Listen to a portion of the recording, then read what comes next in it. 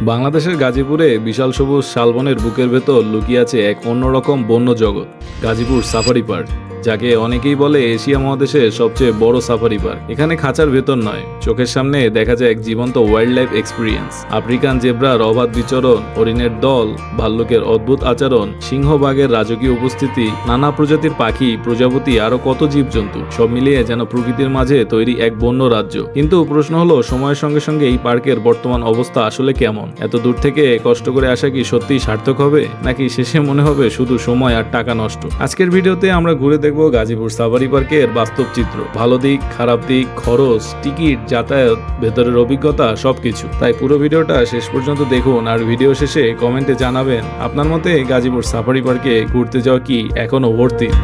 That girl is a runner, she was born to get away. Hear that two-tone humming.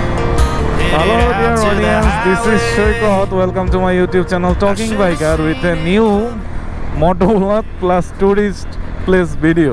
আজকে যেখানে যাচ্ছি জায়গাটা totally খুব high rated, but বর্তমান সময়ে শোনা যাচ্ছে যে জায়গাটার অবস্থা নাকি খুবই সংকটাপন্ন। কেন সেটা আমরা প্লেসটায় গেলেই আপনাদেরকে বলতে পারবো যে আসলেই সংকটাপন্ন কি না। কেননা আন্দাজে তো একটা কথা চাইলেই বলে দেওয়া যাবে না, সেটার উপরে কিছু ফ্যাক্ট বেসিস বইলে এরপর বুঝাইতে হবে যে প্লেসটা আসলেই বর্তমানে আন্ডার রেটেড কিনা। তো আজকে আমরা যাচ্ছি সাফারি পার্ক, এশিয়ার বৃহত্তম মনে হয় এটা। বাকি ডিটেলস তো ওখানে গেলেই বোঝা যাবে। হাইওয়েতে প্রথমে আপনাদেরকে আসতে হবে গাজীপুর চৌরাস্তা, সেখান থেকে একদম সোজা কত কিলোমিটার ডিস্টেন্স সেটা আমি ডিটেলসে বলে দিব। বাগের বাজার যে এরপর হইলো আপনার সাফারি পার্কে যাওয়া লাগবে। প্রতিবার যখনই সাফারি পার্ক বলতে চাইতেছি সাজেক চলে আসতেছে মুখে। তা আপনারা একটু সাবস্ক্রাইব করলে, একটু উৎসাহ পাইলে আমরা ঠিকই সাজেকও চলে যেতে পারি। ঢাকা থেকে 40 কিলোমিটার উত্তরে ঢাকা ময়মনসিংহ মহাসড়কে বাগের বাজার থেকে 3 কিলোমিটার এবং ভবানীপুর থেকে আনুমানিক 6 কিলোমিটার পশ্চিমে গাজীপুর জেলার শ্রীপুর উপজেলার মাওনা ইউনিয়নে গাজীপুর সাফারি পার্ক অবস্থিত। ভাওয়ালগড়ের ছোট ছোট টিলা ও নিচু ভূমি সমৃদ্ধ বিশাল শালবনে তৈরি করা হয়েছে এই safari park. I taught her how to live. Gazipur safari park আপনি দুইভাবে যেতে পারবেন। এর মধ্যে সবাই যেভাবে যায় সেটা হলো বাগের বাজার থেকে, আরেকটা রোড হলো ভবানীপুর থেকে। আমরা ভবানীপুর হয়ে যাচ্ছি, কারণ ঢাকা থেকে যাওয়ার পথে এটাই আগে আসে। আর নিজস্ব গাড়ি অথবা বাইক নিয়ে আসলে এই পথে যাওয়া এবং আসার একটা সুবিধা আছে, যেটা জানতে হলে আপনাদের ভিডিওর শেষ পর্যায়ে দেখতে হবে। তবে নিজস্ব গাড়ি না নিয়ে গেলে আপনারা চেষ্টা করবেন বাগের বাজার থেকে যাওয়ার জন্য, কারণ অটো ভাড়া একটু কম পাবেন। এটা নিয়েও অবশ্য একটা অসুবিধা আছে, সেটাও বলছি। ভবানীপুর থেকে বা সাইডে ঢুকে একবারে সোজা রোড ধরে চলে আসতেছি। সবাই বলতেছে যে এই রোড ধরে সোজাই হইলো সাফারি পার্ক। রোড ঘাট এদিকে খুবই সুন্দর, কোনো ভাঙাচোরা নাই। দেখা যাক কতক্ষণ লাগে। এদিকে নাকি আর 2 কিলো পথ পাড়ি দিলেই সাফারি পার্ক। চলে আসলাম সাফারি পার্কে।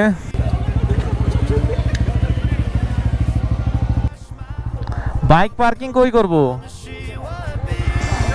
সাফারি পার্কে প্রথমেই যে অসুবিধা ফেস করবেন সেটা হলো বাইক পার্কিং নিয়ে। এখানে 25 টাকার পার্কিং 50 টাকা নিচ্ছে, কারণ 50 টাকার পার্কিং এ তারা গাড়ি দেখে শুনে রাখবে নিজের দায়িত্বে, আর 25 টাকার পার্কিং এ গাড়ি আপনার নিজ দায়িত্বে রাখতে হবে। এরপর আসি বাইরের যানবাহন নিয়ে আসলেও সমস্যা আছে এখানে। এই পার্কিং এর পরে এদের নির্দিষ্ট কিছু অটো মেইন গেট পর্যন্ত যেতে পারে, বাইরের কোনো অটো যেতে দেয় না। সেক্ষেত্রে আপনি অটো ঠিক করার সময় কথা বলে নিবেন একদম গেট পর্যন্ত যেতে পারবে কিনা, না হলে আপনার কিন্তু ভালোই হাঁটতে হবে রোদের মধ্যে।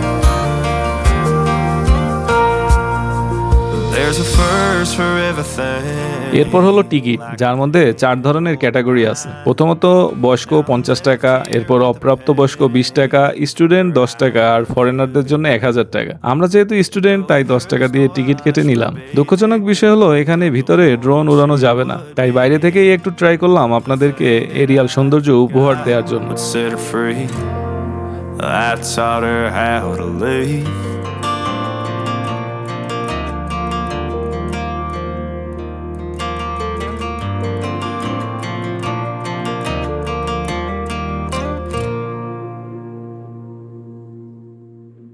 চলেন এবার তাহলে ভিতরে ঢুকে দেখি কি অবস্থা।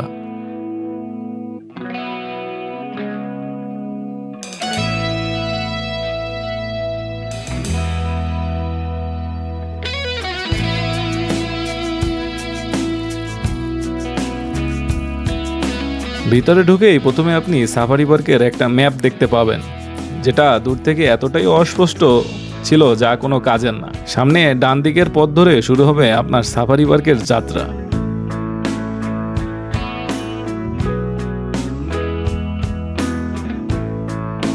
এই যাত্রায় প্রথমেই আপনাকে স্বাগতম জানাবে কোর্স সাফারি, যা কিনা এই সাফারি পার্কের অন্যতম আকর্ষণ। স্টুডেন্ট হলে এখানেও আপনি সুবিধা পাবেন। বয়স্কদের জন্য এখানকার টিকিট 150 টাকা এবং স্টুডেন্ট আর অপ্রাপ্ত বয়স্কদের জন্য 50 টাকা। স্টুডেন্ট সুবিধা আপনি শুধু এই দুই জায়গাতেই পাবেন, তবে এর জন্য আইডি কার্ড কিন্তু বাধ্যতামূলক।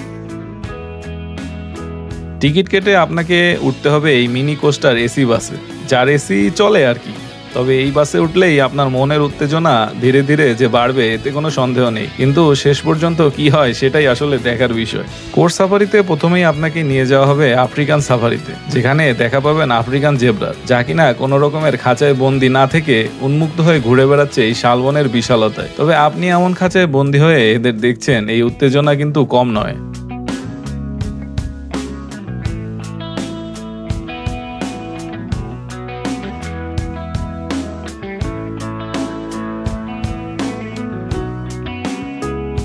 এরপর একটু সামনে এগিয়ে গেলে দেখা পাবেন গয়াল না হলে নীলগাইয়ের। এর নাম আসলে কি আপনারা অবশ্যই কমেন্টে জানাবেন। ভিডিওটা একটু ঘোলা হওয়ার জন্য আন্তরিকভাবে দুঃখিত, বাসের গ্লাসের জন্য আসলে এমনটা হচ্ছে। এখন আমরা যাচ্ছি হরিণ সাফারি এর মধ্যে। এখানে এসে প্রথমে দেখা মিলবে নীলগাইয়ের, এরপর আপনি দেখা পেয়ে যাবেন হরিণের, যা কিনা অবাধে বিচরণ করে বেড়াচ্ছে এই কোর্স সাফারিতে, আর সাথে কিছু বানর সেনাও আছে।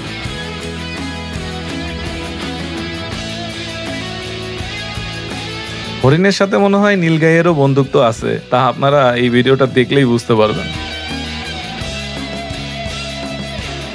এমন ওয়াইল্ড লাইফে ঘুরে বেড়াচ্ছি আর জঙ্গলের যুদ্ধ দেখবো না তা কি হয়? তাই এবারের গন্তব্য কালো ভাল্লুক সাফারিতে। অবাক করা কাণ্ড হলো, এসব কোর্স সাফারির এক একটা গেট এখন ম্যানুয়ালি অপারেট করে, যা কিনা আগে অটোমেটেড ছিল। ভাল্লুকের সাইজ ছোট হলে কি হবে, রাগ কিন্তু একদম 100-তে 100।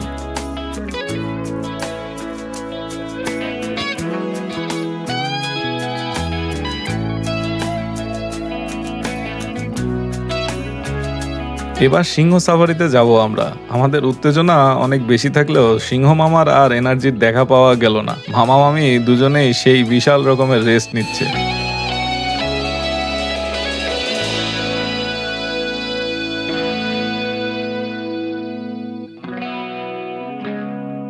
এখন সিংহ সাফারির আরেক পাশে যাচ্ছি আমরা।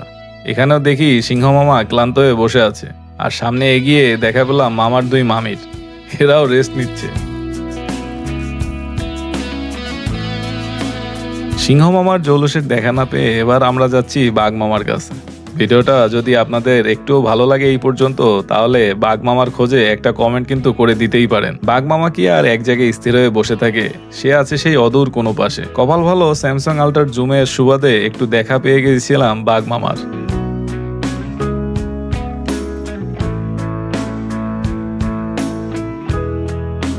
বাঘ মামাকে দেখার মধ্য দিয়ে আমাদের কোর্স সাফারি ভ্রমণের সমাপ্তি ঘটে। বাঘ মামাকে একটু কাছ থেকে দেখতে পারলে আরো ভালো লাগতো। আপনার কপাল ভালো হলে কাছ থেকে দেখা পেয়েও যেতে পারেন। এবার আমরা যাব সাফারি কিংডমে। ভিডিওটা একটু বড় হয়ে যাচ্ছে, কিন্তু কিছুই করার নেই, সবটাই শেয়ার করছি আপনাদের সাথে, যা কিনা বর্তমান অবস্থা দেখে আপনাদের সুবিধা হবে ডিসিশন নিতে আসবেন কি আসবেন না।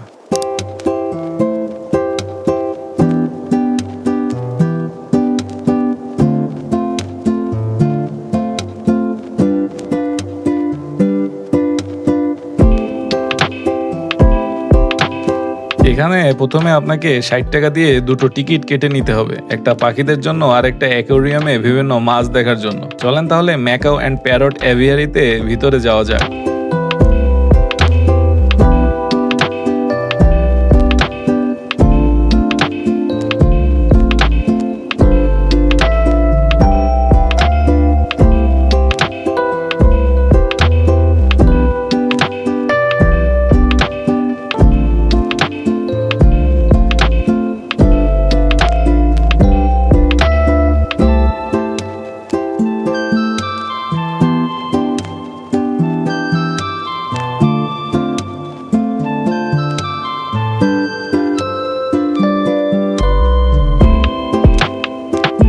হরেক রকম পাখির হরেক রকম কলতান। তবে সবার কণ্ঠেই প্রকৃতির সীমাহীন আকাশে উড়ে বেড়ানোর কঠিন আবেদন, যা কিনা হারিয়ে যায় বন্ধ শিকলের নিস্তব্ধতায়। কিছুই করার নেই, পৃথিবীর এই জীবিকার তাগিদে আমরা সকলে কোথাও না কোথাও বন্দিই রয়ে যাই। এমন উদাসীন হলে অবশ্য চলবে না, সামনে আরো অনেক কিছুই দেখার বাকি আছে কিন্তু।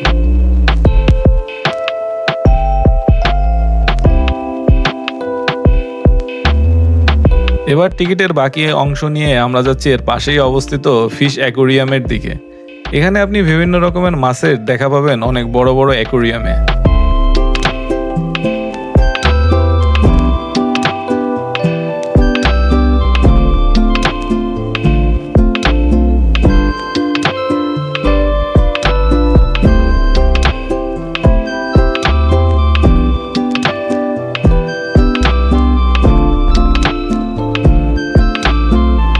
এখান থেকে বের হলেই দেখা পাবেন 9D মুভি দেখার জায়গা, যেখানে সকল প্রাকৃতিক জিনিস স্ক্রিনে দেখা যাবে, যার প্রবেশ মূল্য কিনা 100 টাকা। তো আমরা যেহেতু এসেছি ওয়াইল্ড লাইফ এক্সপিরিয়েন্স নিতে, তাই এসব ডিজিটাল জিনিস টোটালি বাদ দিয়েছি।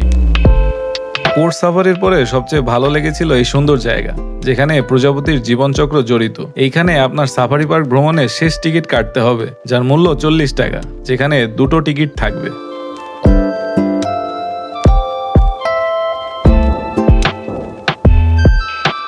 এখানে প্রথমে ঘুরে দেখবেন প্রজাপতির জীবনচক্রের সাথে জড়িত প্রতিটি ধাপের লাইভ বিবরণ।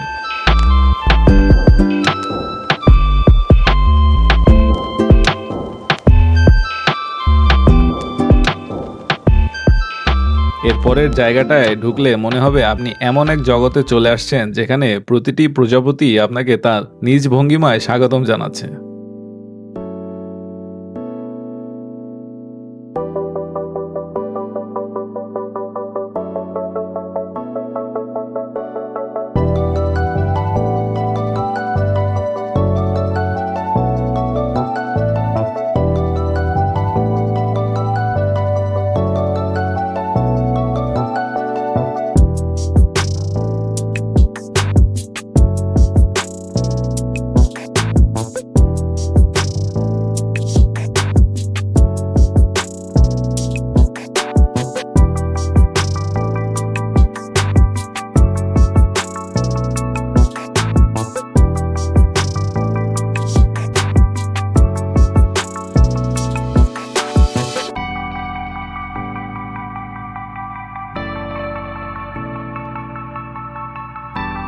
কৃত্রিম ঝর্ণা, ছোট ব্রিজ, সব মিলিয়ে এবারের ভ্রমণের এই জায়গাটা খুব ভালো লেগেছে আমার। এখান থেকে বের হয়ে আপনি হাতের বামে আর সোজা একটা রোড পাবেন। আমার রেকমেন্ড থাকবে সোজা যাওয়ার জন্য। সেখানে আপনি ময়ূর, ধনেশ আর জলহস্তির দেখা পাবেন। তবে আমরা শুধু জলহস্তির দেখা পেয়েছিলাম, সামনে যাইনি, কারণ সবাই বলছিল সামনে যেয়ে নাকি কোনো লাভ নেই। তবে আপনি যেয়ে একবার ঘুরে আসতে পারেন হাতে সময় থাকলে। তবে সর্বশেষ যে টিকিট কেটেছিলেন সেটা আবার ফেলে দিয়েন না, এর দরকার পড়বে শেষে।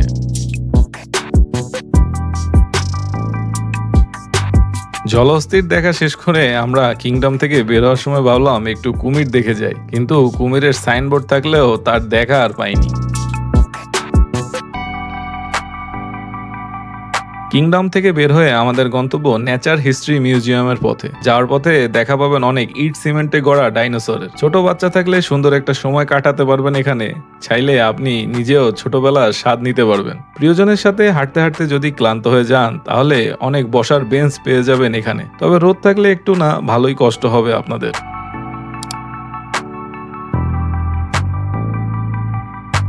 মিউজিয়ামে ঢুকলে মনে হবে বাংলার জুরাসিক পার্কে চলে আসছি।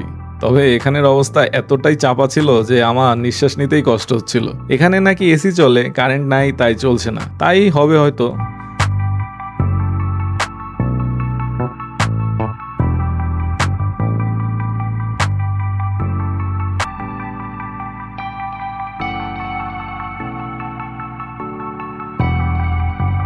এর পাশে আরেকটা রুম আছে, যেখানে লাইভ মিউজিয়াম আছে। সেখানেও সব জীবজন্তু কেমিক্যাল দিয়ে রাখা হয়েছে। এখানে অনেক ধরনের জীবজন্তুরই দেখা পেলাম।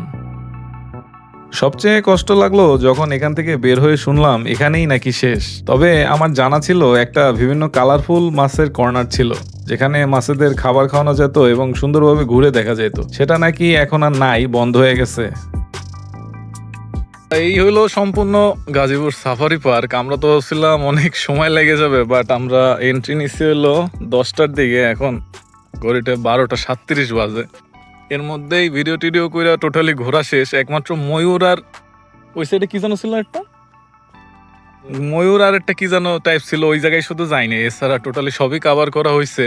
আর এই সাইডে কার্পের একটা ছিল, মানে অনেক কার্প জাতীয় মাছ, ওইটা নাকি বন্ধ হয়ে গেছে রিসেন্টলি যা শুনলাম। তো সর্বোপরি মিলে সাফারি পার্ক ঘোরার জন্য বেস্ট, কিন্তু তখনই যখন আবহাওয়াটা একটু ঠান্ডা থাকে। বাট আমাদের মতো ভিডিওগ্রাফারদের জন্য এই আলো খুবই গুরুত্বপূর্ণ, এই কারণে গরম থাকা সত্ত্বেও আমরা ঘুরতে পারছি। পরিবার নিয়ে সময় কাটানোর জন্য জায়গাটা বেস্ট। এছাড়া ভালো খারাপ কি আছে না আছে চলেন সেটা যাইতে যাইতে আপনাদেরকে ভয়েস ওভার দিয়ে বলতেছি। সাফারি পার্ক দিয়ে বেরোয় এই সোজা রাস্তা হলো বাগের বাজার। বাগের বাজারে যদি বেরোন তাইলে একটাই সমস্যা, আমি আসার সময় যে বলতেছিলাম বাগের বাজার দিয়ে আসতে পারবেন, কিন্তু যাওয়ার সময় আপনি যদি ঢাকা বা চৌরাস্তার দিকে যান তখন ইউটার্ন নিতে গেলে আরো সামনে নাকি 4 কিলো আগায় যাওয়া লাগে। বাট ভবানীপুরে আমরা দেখেই আসছি অলরেডি যে ওখানে ইউটার্ন আছে। তো চলেন হাইওয়েতে উঠি, এরপর বাকি কিছু আলাপ করতেছি এজ এ মোটো ব্লগার পার্সপেক্টিভে জায়গাটা কেমন, আর বাকিটা তো আপনারা শুনতেই পারবেন। তো ভবানীপুর থেকে আমরা উঠে গেলাম গাজীপুর চৌরাস্তার দিকে, ঢাকা ময়মনসিংহ হাইওয়েতে। এখন যদি আমি বলি জায়গাটা এজ এ মোটো ব্লগারের পার্সপেক্টিভে কেমন, যে কিনা গাজীপুরে থাকে, তাহলে আমি বলবো ভাই এটা আসলে ওয়েস্ট অফ মানি, মানে ফালতু টাকা নষ্ট করা। কেননা এজ এ মোটো ব্লগার হিসেবে একটু রাইড করে কোনো জায়গায় যাইতে পারলে ভালো লাগতো। বাট আপনি যদি দূর থেকে মোটো ব্লগিং রাইড করে আসেন তাইলে এক একজনের পার্সপেক্টিভে জিনিসটা এক এক রকম হইতে পারে। আপনি যদি পশু পাখি প্রেমী হয়ে থাকেন এবং একটু কোয়ালিটি টাইম স্পেন্ড করতে চান পরিবারের সাথে বা নিজের প্রিয়জনের সাথে, তাহলে আবহাওয়া যদি ভালো থাকে তাইলে ইটস অল ওকে। বাট যদি আবহাওয়া ভালো না থাকে, এরকম রোদলা আবহাওয়া থাকে, তাইলে ছাতি তো অবশ্যই আনবেন এবং পানি মাস্ট নিয়ে আসবেন। তাহলে মোটো ব্লগিং থেকে আমি এখানেই বিদায় নিই, বাকিটা আপনারা ভয়েস ওভারে দেখেন। এবং শেষ সময় একটু রিকোয়েস্ট থাকবে চ্যানেলটা ভালো একটু সাবস্ক্রাইব করে দিন, অথবা আপনার গুরুত্বপূর্ণ মতামত জানাতে ভুলবেন না। সব মিলিয়ে গাজীপুর সাফারি পার্ক এখনো বাংলাদেশের অন্যতম বড় এবং আকর্ষণীয় ওয়াইল্ড লাইফ ডেস্টিনেশন। বিশাল শালবনের ভেতরে কোর্স সাফারি, জেব্রা, হরিণ, ভাল্লুক, সিংহ, বাঘ, পাখি, প্রজাপতি, অ্যাকুরিয়াম, সব মিলিয়ে এখানে ঘোরার মতন অনেক কিছুই আছে। তবে সত্যি বলতে আগের তুলনায় কিছু জায়গায় অব্যবস্থাপনা, অস্পষ্ট সাইনবোর্ড, কিছু প্রাণী না দেখতে পাওয়া, অতিরিক্ত হাঁটা, গরমে কষ্ট, আর কিছু স্থানের দুর্বল রক্ষণাবেক্ষণ, এই বিষয়গুলো চোখে পড়ার মতো। তাই যারা বেশি প্রত্যাশা নিয়ে আসবেন তারা হয়তো কিছুটা হতাশ হতে পারেন। তবুও পরিবার, বন্ধু বা প্রিয়জনের সঙ্গে একদিনের ছোট ভ্রমণের জন্য জায়গাটা খারাপ নয়। বিশেষ করে কোর্স সাফারি, প্রজাপতি কর্নার, পাখির এভিয়ারি আর প্রাকৃতিক পরিবেশ, এই অংশগুলো এখনো ভালো লাগার মতো। আমার মতে গাজীপুর সাফারি পার্কে আসা একবারের জন্য ডেফিনেটলি ওর্থ ইট। আপনাদের মতামত কি অবশ্যই কমেন্টে জানাবেন। যদি আমার উপস্থাপনা একটু ভালো লেগে থাকে তাহলে সাবস্ক্রাইব করে রাখতে পারেন, পরের ভিডিওর নোটিফিকেশন পাঠিয়ে দিব আপনার ঠিকানায়। শালবনের এই রাজ্যে আরো অনেক সুন্দর জায়গা রয়েছে যেখানে আপনি প্রকৃতি আর সাহিত্যের এক অপূর্ব স্পর্শ অনুভব করবেন। এসব সম্পর্কে জানতে হলে ডেসক্রিপশন বক্স চেক করতে পারেন, অথবা স্ক্রিনে থাকা ভিডিওতে ক্লিক করতে পারেন। আর হ্যাঁ, সেখানেই তাহলে দেখা হচ্ছে আপনাদের সাথে।